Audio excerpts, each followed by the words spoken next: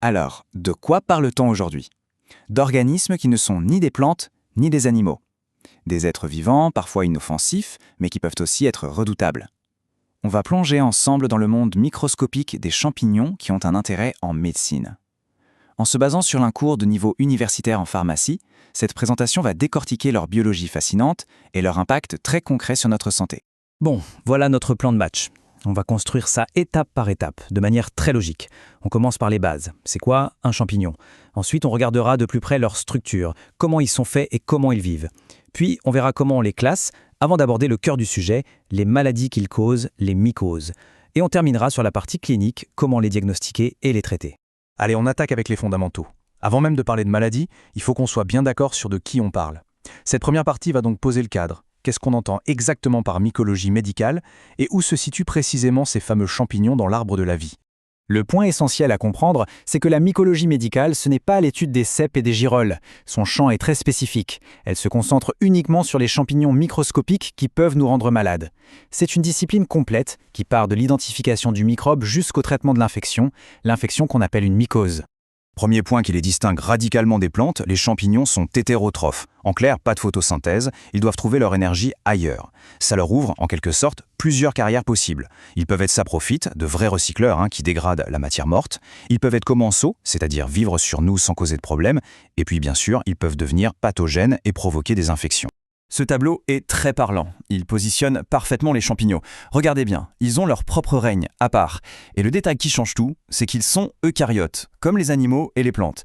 Leurs cellules sont complexes, comme les nôtres. Retenez bien ce point, car ça va avoir des conséquences énormes pour les traitements.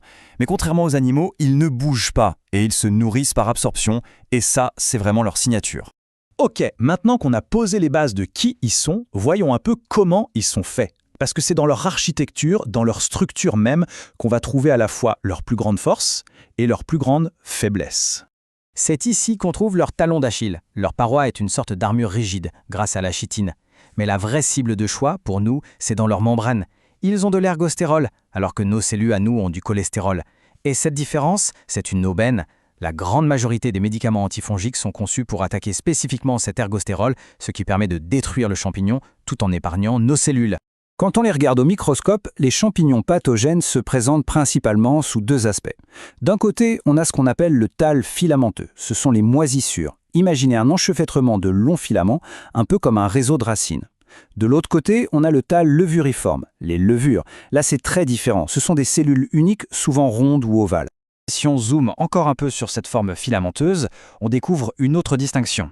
Certains filaments sont comme de longs tuyaux continus, sans aucune cloison à l'intérieur. On dit qu'ils sont cohénocytiques. D'autres, au contraire, sont segmentés pas des cloisons, des septa. C'est un peu comme des wagons de train mis bout à bout. C'est un critère d'identification très important. Et alors là, attention, certains champignons sont de vrais métamorphes. C'est ce qu'on appelle le dimorphisme. C'est une stratégie d'adaptation redoutable. Dans l'environnement, à température ambiante, ils sont sous forme de moisissures. Mais dès qu'ils entrent dans un corps humain, à 37 degrés, hop, ils se transforment en levure, une forme bien plus adaptée pour envahir un organisme. On a vu la structure, maintenant passons à la physiologie. Autrement dit, comment ça vit un champignon? De quoi ça a besoin pour se nourrir? Et surtout, quelles sont ses stratégies pour se reproduire et se disperser partout? Le fait de savoir ce qu'ils mangent, du carbone et de l'azote principalement, ce n'est pas juste pour la culture générale. C'est ce qui nous permet de les faire pousser en laboratoire sur des géloses et donc de les identifier formellement. Ça nous aide aussi à comprendre où ils vivent. Certains sont strictement dans l'environnement extérieur, d'autres sont des habitants de nos cavités, et les plus polyvalents naviguent entre les deux mondes. Pour se multiplier vite et efficacement, leur méthode de choix, c'est la reproduction asexuée. Et là, on a globalement deux grandes stratégies. Soit ils produisent des spores à l'extérieur, les conidies, on peut imaginer ça comme de la poussière qui s'envole au moindre courant d'air, soit ils fabriquent leurs spores bien à l'abri à l'intérieur d'une sorte de sac protecteur qu'on appelle un sporange. Bon, je sais, ça fait beaucoup de termes un peu techniques, blastospore, arthrospore, anamorphe, mais il ne faut pas voir ça comme du jargon. C'est tout simplement la carte d'identité du champignon. Pour un mycologue, observer la façon précise dont un champignon produit ses spores, c'est le principal indice pour savoir exactement à qui on a affaire. D'accord, on a maintenant pas mal de pièces du puzzle. La structure, le mode de vie, la reproduction, il est temps de mettre un peu d'ordre dans tout ça.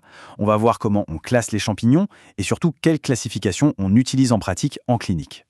Cette classification, basée principalement sur le mode de reproduction sexuée, peut paraître un peu théorique, mais elle a un intérêt très concret. Pour un clinicien, savoir qu'on fait face à un zygomycète, par exemple, ça n'allume pas les mêmes signaux d'alerte que pour un ascomycète. Ça donne des indices sur la vitesse de croissance, la virulence et même la sensibilité au traitement. Quant aux deutéromycètes, c'est un peu le groupe d'attente pour tous ceux dont on n'a jamais pu observer la forme sexuelle. Bien! On a beaucoup parlé de la biologie du champignon, maintenant on bascule de l'autre côté, du côté du patient. On va parler des maladies elles-mêmes, les mycoses. C'est ici que toute la biologie qu'on vient de voir prend son sens médical. Pour classer les mycoses, c'est assez intuitif. On regarde jusqu'où l'infection est allée. Il y a les mycoses superficielles, qui restent à la surface, peau, ongles, cheveux. Ensuite, on a les mycoses sous-cutanées, quand le champignon descend d'un cran, dans le derme. Et enfin, les plus graves, les mycoses profondes ou systémiques. Là, le champignon a atteint la circulation sanguine et peut aller coloniser n'importe quel organe. Et comment ces champignons arrivent-ils à nous infecter? Eh bien, ils ont plusieurs portes d'entrée. Ça peut être par une brèche dans la peau, une simple piqûre ou un cathéter. Ça peut être par la voie des airs, en respirant des spores. Ça peut aussi être par contact, direct ou indirect. Cette diversité de modes de contamination explique pourquoi on peut avoir des infections fongiques si différentes les unes des autres. Et ça, c'est un concept absolument fondamental en mycologie. Dans la majorité des cas, le problème n'est pas tant la férocité du champignon que la faiblesse de l'hôte. La plupart sont des pathogènes opportunistes. Ils sont là, dans l'environnement ou même sur nous, et ils attendent patiemment une faille, une brèche dans nos défenses immunitaires, due à l'âge, à une maladie, à un traitement, et c'est là qu'ils attaquent. On arrive maintenant à la dernière partie, la plus concrète. On a vu le champignon, on a vu la maladie. Maintenant, la question est, qu'est-ce qu'on fait? Comment on pose un diagnostic? Comment on traite? Et idéalement, comment on prévient? Le diagnostic, c'est un vrai travail d'enquête qui suit des étapes rigoureuses. La première, c'est le prélèvement sur la scène de crime et, point crucial, toujours avant de commencer le moindre traitement. Ensuite, on a l'examen direct au microscope pour avoir une première idée, mais pour avoir une preuve formelle, on passe à la culture, on fait pousser le suspect pour l'identifier sans aucun doute.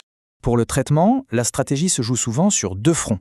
D'un côté, on attaque directement l'envahisseur avec des médicaments antifongiques, et de l'autre, ce qui est tout aussi crucial, on essaye de corriger le problème de fond, de gérer le facteur qui a permis à l'infection de s'installer.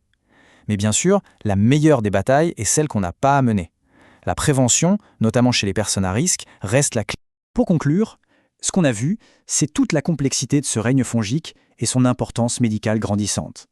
Et ça nous laisse avec une question ouverte, une question d'avenir. Dans notre monde, avec de plus en plus de personnes immunodéprimées, que ce soit à cause de l'âge, de maladies ou de traitements de plus en plus lourds, ne sommes-nous pas en train de créer les conditions parfaites pour l'émergence de nouveaux défis fongiques? La question est posée.